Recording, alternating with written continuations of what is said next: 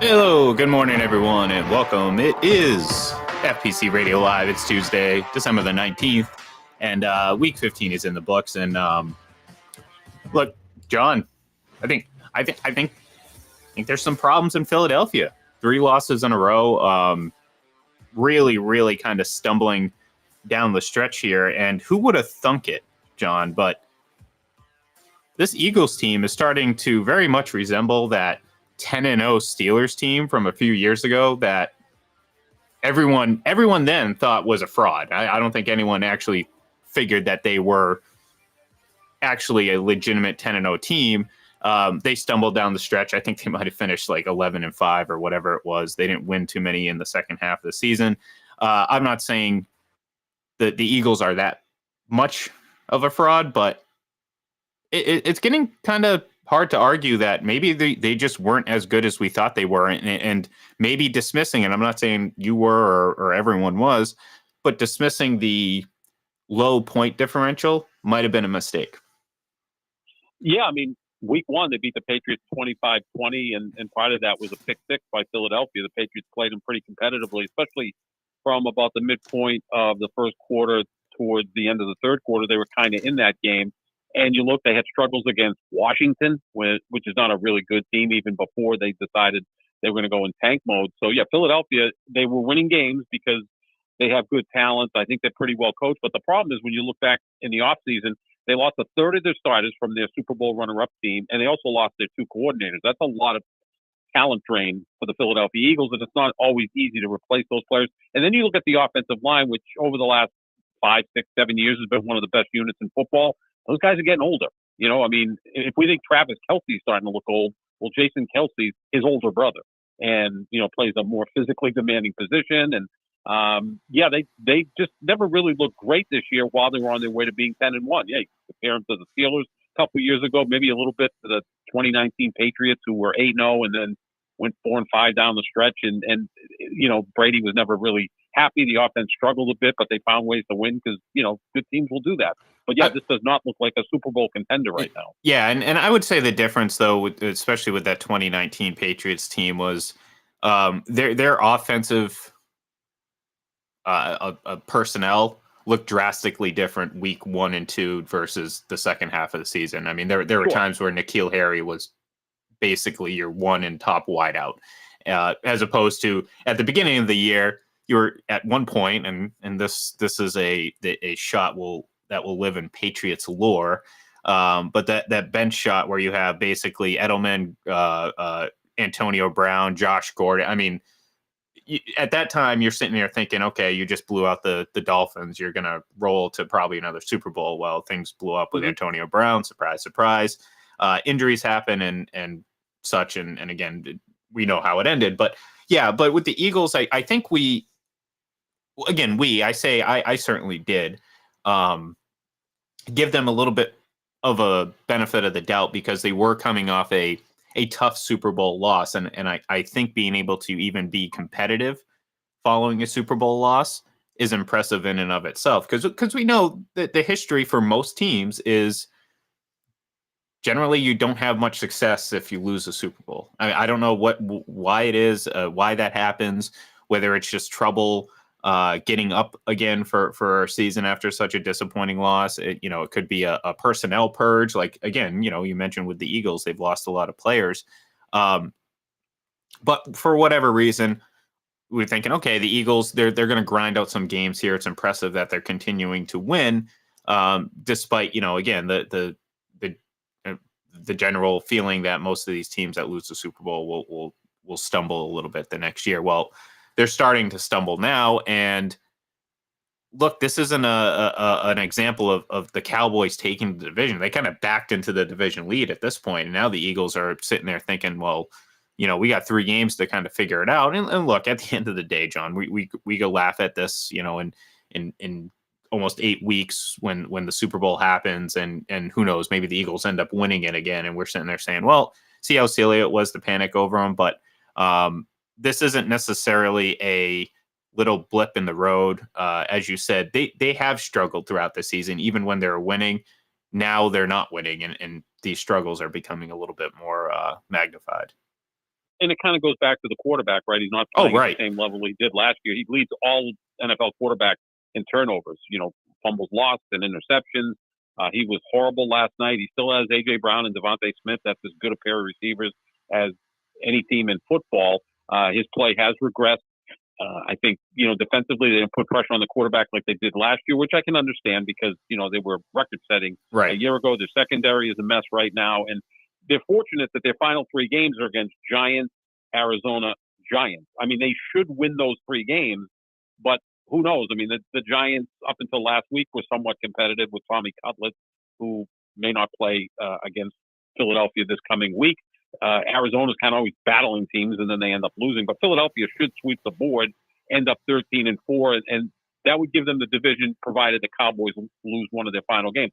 If the season ended today, that dreaded statement that makes no sense, but here we are on December 19th. If the season ended today, Dallas would be the division champ, would be the 2 seed, and Philadelphia would be the 5 seed and would have to play at Tampa in the divisional round or the wild card round, which I think they could beat Tampa, but who knows? Baker Mayfield playing pretty well right now, and Tampa's been competitive. So, yeah, I mean, they don't look like the same team that we thought they were going to be early in the year. And even when they were on their way to 10-1, they weren't overly impressive. I know yesterday you compared them a little bit to Minnesota last year, which actually was outscored last season going 13-4. Philadelphia's maybe not that extreme, but we still got 3 weeks left. Maybe they'll get, they're not far off at all. I mean, those back-to-back losses to San Francisco and Dallas were like, holy crap, those are alarming. And look, it's not necessarily that they lost those games. It's that in some ways they just weren't competitive at all. And that's that's a problem too. And it's like, look, we'll talk about Dallas, I'm sure, here at some point in the show. Because, I don't have, like I said, I don't have any. I mean, I lost confidence in both of these teams. Like, you know what I mean? There's no, like, I'm not buying into Dallas. And right now, I think it seems foolish to even think that the Eagles are a team you can trust, especially when you look across the landscape of the NFC and you see San Francisco kind of looming look, they're going to be a tough out for any team. Right now, it seems like a pretty easy win if you were to match up the Eagles and the 49ers right now. So, yeah, look, look, it starts with the quarterback too. I understand all these other things, but he has a lot of rushing touchdowns. I think he tied Cam Newton's single season record, but who cares? I mean, I don't mean that to diminish that. Could have used one more last night, they would have won. If you could have got the 3 last night, but I mean, there are more rushing touchdowns now because of more mobile quarterbacks and how offenses are. But but be nice to have a mix like Cam Newton in his MVP season. Well, the reality of it is, John, touchdown passes and a bunch of rushing touchdowns, but they still are touchdowns. And this is kind of, again, kind of one of the things I push back when it comes to people that are like, oh, this quarterback is more talented because he can run around. I'm like, no, I mean, you don't. Generally, you don't need quote unquote. I hate. I'm going to come up with a list of like my most hated. Maybe it will be my airing of grievances. We'll do that at the end of the week, but maybe I'll come up with a list of my most hated, overused, pointless cliches, off script plays. I roll every time I hear that. I just roll my eyes because first of all, no one has any clear definition of what off script is. Some people just think it's like running around, and then they use it, and it's just a frustratingly stupid comment. But the reason sometimes a quarterback has to go quote unquote off script is because of their deficiency inside the pocket. So my point has always been, give me a pocket, an elite pocket passer over an elite athlete, and this applies to, again, my comment about rushing touchdowns. I don't care about rushing touchdowns. That does not move the needle for me. You make an impact with your arm as a quarterback, not with your legs, with your arm. It's kind of changing a little bit. I mean, there aren't a lot of Tom Brady's out there. In fact, there's none, right, that are just going to sit in the pocket and pick you apart. But my point is, I think there's more than one way to play quarterback. Right? It doesn't have to be Tom John, look across the board. And we've been talking about it for weeks, how quarterback play is really we're in a lull right now. And that is because we have a mix of, and I'm not saying it's not entertaining to watch, but when it comes to elite over the top quarterback play, you don't get that advantage running. You just don't. I mean, look across the league. I mean, you can point to a few, a few elite quarterbacks that had great skills running the ball, but ultimately, John, it came back to their arms. Steve Young, Aaron Rodgers. I mean, these guys, like, you talk about the elite athletic, Randall Cunningham. Yeah, great legs. Have you seen his arm? It was incredible. But isn't that a nice thing to fall back on, that they can run? Well, that's what I'm saying though. But too often people equate, like, look at Jalen Hurts. People equate a better ability to run as elite quarterback play, and it shouldn't be. And I think we fall for those traps because we're like, oh, look, he's a game changer because he can run. It's like, not really. I mean, if he was better in the pocket, he wouldn't run as much. He was better in the pocket last year than he is this year. Exactly. I don't know why that's what has happened. Is it the offensive line play? Yeah, I'd say partly, but again, John, and elite quarterbacks figure it out.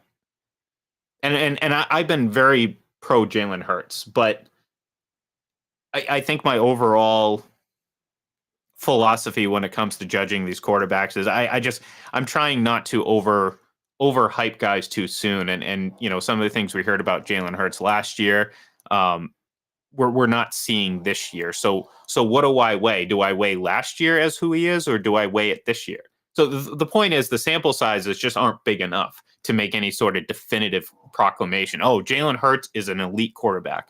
I don't know. He's an elite runner. He had one elite year, which was last year. Where that's what I'm saying. Exactly. So now we're seeing a regression this year. So maybe we'll know more next year. And it's almost like when you are in a class and your high grade gets thrown out, your low grade gets thrown out. Your consistent grades are somewhere in the middle there. You're not a straight A student, but you're also not failing every test. So yeah, you kind of water finds its level. If I could use one more cliche, I'll think of one.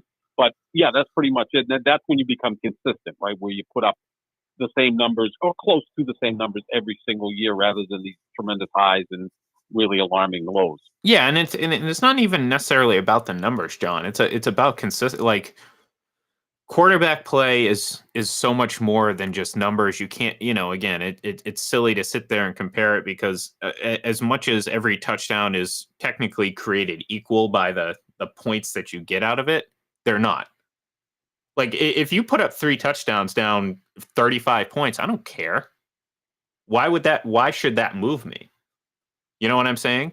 But if you're putting up 3 touchdowns when you're in a back and forth game where, like, you need to score it, that's far more impressive. But, maybe you do that twice and the opposing guy puts up 3, but they were down big point.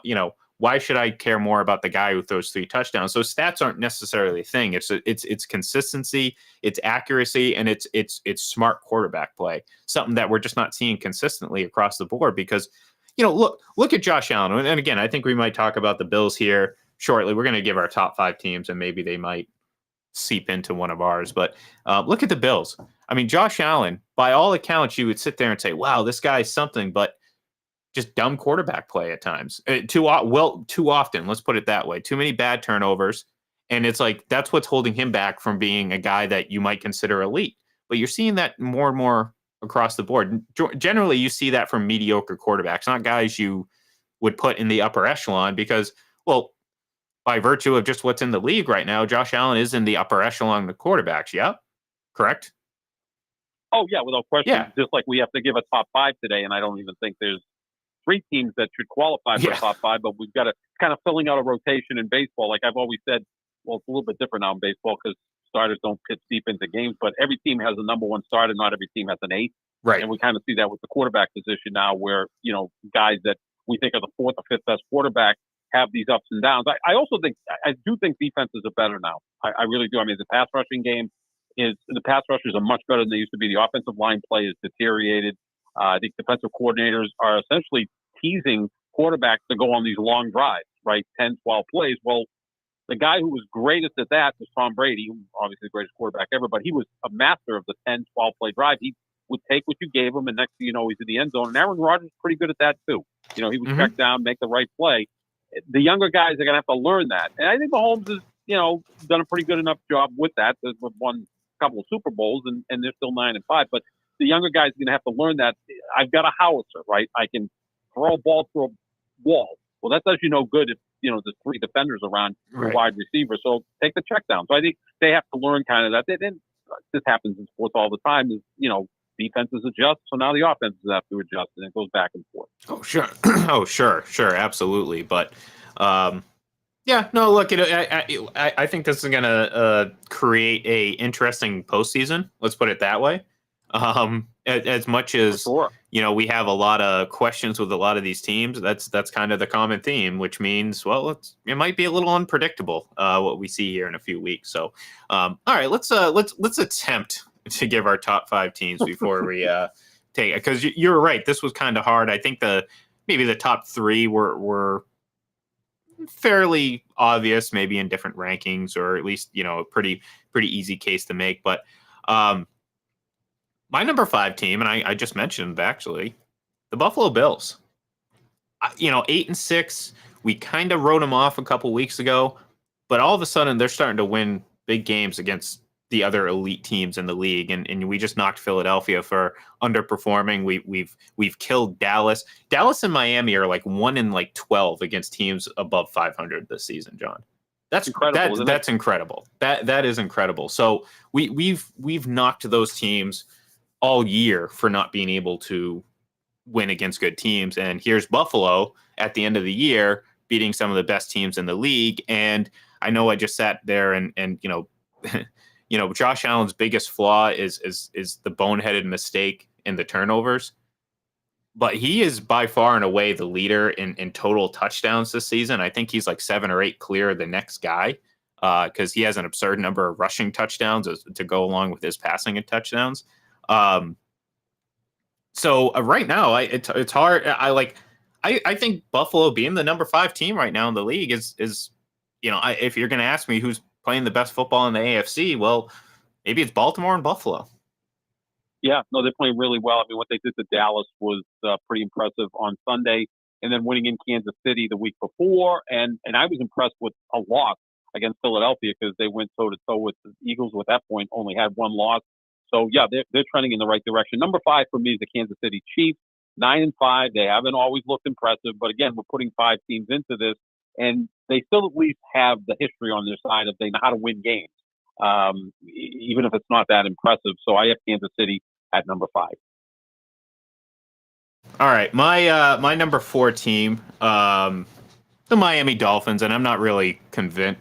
This isn't a this is like, okay, we had to put a team somewhere. I didn't feel comfortable enough putting Buffalo all the way up, and maybe this is sort of flawed logic here, but the Dolphins, I mean, without Tyreek Hill, still won. I mean, they did what they had to do, and you can only play who you play, and at least for the Dolphins' sake, they've played Dallas is doing a lot of heavy lifting with these games against or failures against over 500 teams. So, the Dolphins, they could be better, sure. 10-4, AFC East leader, one without Tyreek Hill. For now, I'll give them some respect. I'll put them as my number 4 team. I'm going to go with Dallas at number 4. And to me, you're so right. Dallas and Miami might as well be the same team. The Spider-Man meme where they're looking at each other, and that's the case with Dallas and Miami. And it's interesting that they played this weekend. So we'll maybe find out who's the best of those 2 teams, and that might. They're going to tie. That, right? They're going to exactly. Yeah, they're just going to walk off the field in a tie. It's going to be Miami. Probably be a hot day, whatever. I'll go with Dallas only because and again, I know Philadelphia struggled, but that was impressive in beating Philadelphia. And they played them earlier when Philadelphia was playing pretty well. I can't get the San Francisco game out of my mind. But when San Francisco clicking on all cylinders, clearly they have the highest ceiling of any team in the league. They're the Boston Celtics of the NFL. If the Celtics do what they're supposed to, they'll win a championship. If San Francisco is healthy and does what they're supposed to do, they should win the Super Bowl. I think those teams are very similar, opposite sports, different sports. But I put Dallas at number 4, and again, it's with a very thin amount of support. Yeah. Well, like I said, I don't even have Dallas in my top 5, nor do I have Kansas City, because my number 3 team right now is the Detroit Lions. That's where I'm pretty sure I had them at number 3 last week, and the 42, I think they won 42-17, something like that. Easy win over Denver, yeah. Yeah, I mean, and look, I mean, Denver had been playing really well. Their defense had been playing really well, so maybe this was a combination of Denver finally running out of steam and Detroit just being that good on offense. Jared Goff, 5 touchdown passes. So the Lions, I mean, again, they've had, just like every other team, have had some moments where you're like, are they really for real?